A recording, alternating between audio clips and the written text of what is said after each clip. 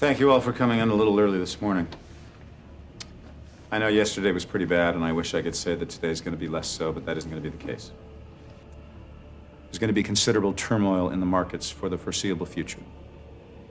And they believe it is better that this turmoil begin with us.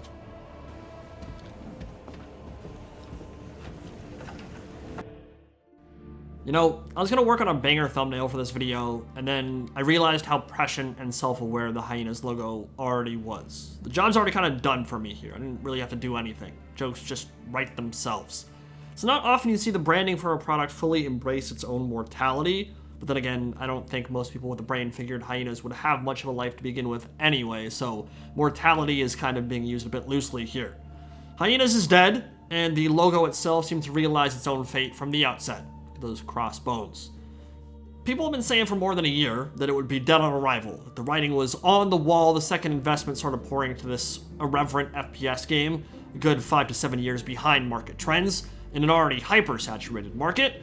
We could talk for hours about the poor business decisions and the how do you do fellow kids kind of energy the title has been emanating since its inception, but even the most skeptical of us probably didn't expect the plug to get pulled now, only a few short weeks away from release. SEGA has cancelled Hyenas, the multiplayer extraction shooter in development at UK studio Creative Assembly, and issued a warning to investors that it will record a loss for the financial year, projected to be about 14 billion yen, or $100 million. In addition, unannounced titles currently under development are being cancelled, fixed spending is being reduced, and according to IGN, sources from inside Creative Assembly have told them that layoffs and massive cuts are expected across the entire company. So the drama continues. Did not start with Shadows of Change, and it's certainly not going to end there. As Kevin Spacey just said, there will be considerable turmoil in the market for the foreseeable future, and Hyenas is not going to be the only victim with its head under the guillotine. Which leaves us with a lot of questions for CA, for Total War, and for the future of the franchise. First off, I want to say that the situation absolutely sucks for everybody involved. It sucks for the dev team, who poured their heart and souls into a title that many didn't have any faith in to begin with. It sucks for Creative Assembly, who are going to lose a lot of good people who had zero control over any of this.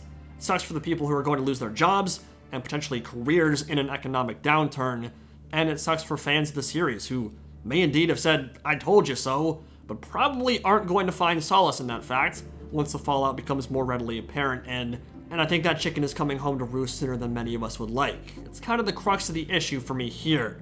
I don't know what's going to happen moving forward. Obviously, I don't have a crystal ball in front of me, but the fallout of Hyena's spectacular failure is almost certainly going to impact Total War negatively, and frankly, it seems like it already has. From what it sounds like, certain future Total War titles have already been canceled, or at least put on hold. And while I don't expect any of those to be the tentpole flagship historical games, so if you're an Empire 2 or Medieval 3 fan, I don't think you have that much to worry about at the moment, there is probably stuff in there that would have been fun to play and cover that will never see the light of day now, and just because a game like Medieval 3 doesn't get canceled, doesn't mean it won't be negatively impacted. And that's before we get to the obvious stuff like support for Warhammer 3, the pricing of its DLC, and the content coming for it in the future. If you hated the idea of Hyenas, but enjoy playing Total War, there is absolutely zero reason for you to gloat or be excited by any of the announcements today. Sure, it's a good thing they realized that Hyenas was a sunk cost. It's a good thing they're not going to throw more good money after bad. But this is bad for Total War 2, dude. This is really, it could be really, really ugly. You need to understand the financial pressure this is going to place on CA internally, which will likely manifest in higher prices, less investment, more cost cutting, those sorts of bad things. The internal upheaval all of this will cause, how many talented people are going to lose their jobs, and how many others may decide to move on because they don't want to deal with all that uncertainty, or simply don't want to deal with out-of-touch executives who okayed card games like Elysium and hero-based extraction shooters like Hyenas many long years after those trends had already faded and those markets had become saturated with clones.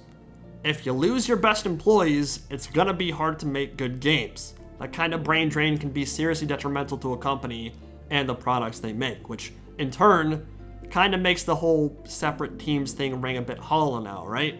For the longest time, we've heard all these things about the separate budgets, these separate teams, how Hyenas is its own thing that has no effect on Total War whatsoever. Many of us bought that to an extent anyway, but those elements aren't run in a vacuum. They're a part of a larger organization that has to determine where money gets allocated. And so when a massive loss of $100 million is forthcoming and all that sunk cost, perhaps correctly, is gobbled up and accounted for, there are going to be repercussions for not just the Hyenas team, but others as well.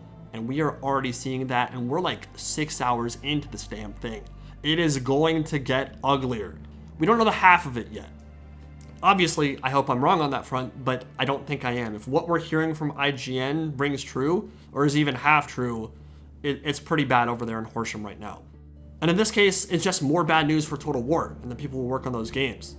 The thing that really frustrates me, the element that feels really unjust, is that the creatives and the talent, the people who actually make these games come to life, are gonna be the people who inevitably suffer from the short-sightedness and greed of the suits up top, of the executives who ran a dysfunctional ship, who are in over their heads, who are completely out of touch and only focused on the financial side, which I get it, they're a business. They need to focus on that to an extent for sure. It's the bottom line, literally, but there's a lot more to that when making a game and cultivating a community that's interested in purchasing those, and they're chasing fads that any normal person with a brain could have told them have long since died out. If you asked any reasonable person what they would have thought about Hyenas even 2 years ago, they would have said, wow, that doesn't sound like a very good idea. No shit. And now, looking back at the past 6 months, there's a lot more clarity, and a lot of that stuff starts making sense. This has been brewing for a while. The Shadows of Change controversy was maybe the first clear indication to the public that something was seriously amiss. But yeah, this is very clearly something they've been preparing to weather for quite some time, even if they didn't know explicitly that Hyenas would be canceled internally. And from what we're being told, even the people working on the game did not know for sure it would be canceled until today. So that part of it was a surprise.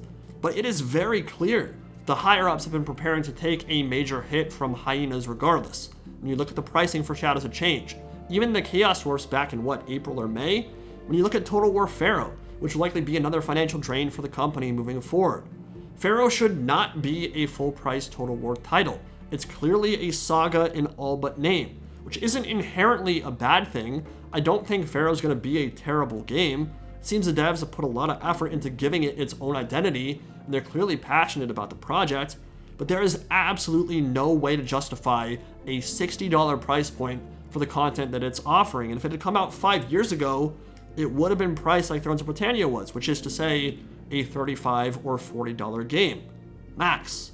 Dropping the Saga brand was almost certainly due in part, but maybe wholly due to this whole Hyenas fiasco and trying to get ahead of it, because they've seen the writing on the wall for a while and they're price gouging in an attempt to keep themselves afloat as much as possible. But here's the thing, it is not the consumer's responsibility to keep Total War afloat when poor managerial decisions and poor investments threaten it.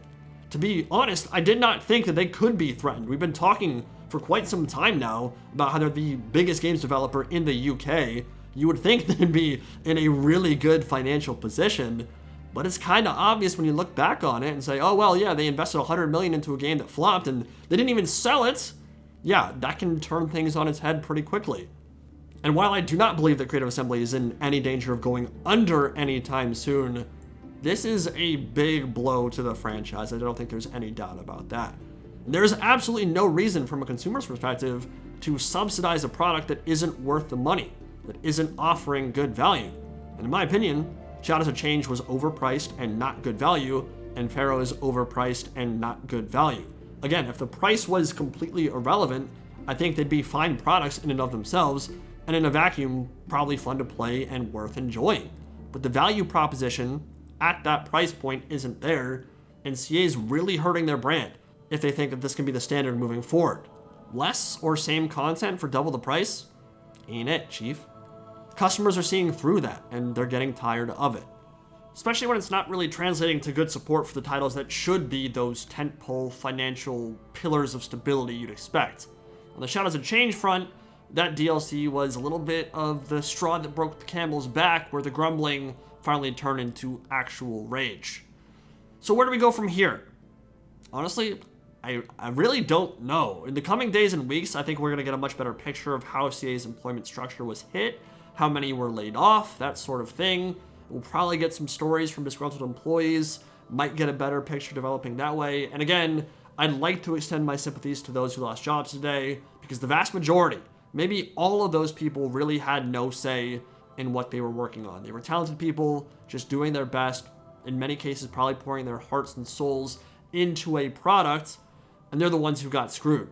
But when it comes to the sum total, the impact this disaster has on the company as a whole and the products it makes, including Total War and everything beyond, that may never truly become fully apparent, but all I can say is I don't think there's any reason to be optimistic at the moment. This is a brutal situation and may well represent the worst nadir this company has had since the horrid release of Rome 2. Frankly, this situation could end up being worse than that, because while Rome 2's release was a massive blow to the company's reputation, Rome 2 was not in any way a financial failure. It sold really well. Hyenas is a financial failure to the tune of, what, $100 million? They're going to lose $100 million this year. There's going to be a big-time impact on stock market prices and lots of other things. And as I said, a lot of brain drain, a lot of people getting cut from the company forever. And that's talent that Creative Assembly maybe can't afford to replace all that easily. So we'll keep an eye on it, see where things go from here. But yeah, I'm feeling for the employees today, and it's a pretty bad situation. Really sucks for everyone involved.